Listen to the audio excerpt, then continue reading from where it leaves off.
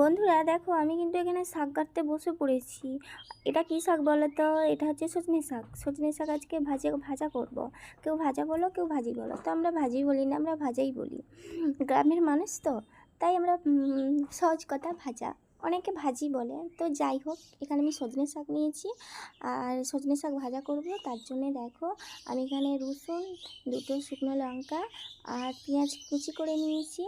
আর এখানে দেখো, প্রথমে আমি তোমাদেরকে দেখাতে ভুলে গেছি, গরম জল করেছি। দেখো তার বন্ধুরা, মধ্যে জলটা নুন কিন্তু আমি আর ঝেড়ে একটু নিয়েছি, সামান্য এই যে হলুদ সেদ্ধ হয়ে গেছে। তো দিয়ে এরপর এটা আমি সেদ্ধ করে তেল দেব। নিয়েছি। নেওয়ার পরে দেখো সেদ্ধ হয়ে গেছে। সেদ্ধ করে আমি কিন্তু নামিয়ে নিয়ে জলটা কিন্তু ঝেড়ে নিয়েছি। তারপরে কিন্তু কড়াতে তেলটা গরম হয়ে যাওয়ার পরে আমি শুকনো লঙ্কা প্রথমে দিয়েছি, তারপরে পেঁয়াজ কুচো দিয়েছি, তারপরে শেষে আমি কিন্তু রসুনটা দিয়েছি। দেওয়ার পরে নাড়াচাড়া করে একটু হালকা ভাজা মতো হয়ে গেলে লাল টাইপের, তারপরে আমি এখানে দিয়েছি সজনে শাক সেদ্ধ করা। জল ঝরানো যে সজনে শাকটা ছিল না, সেটা আমি কিন্তু এই তেলের ওপরে দিয়ে এবার নাড়াচাড়া করছি।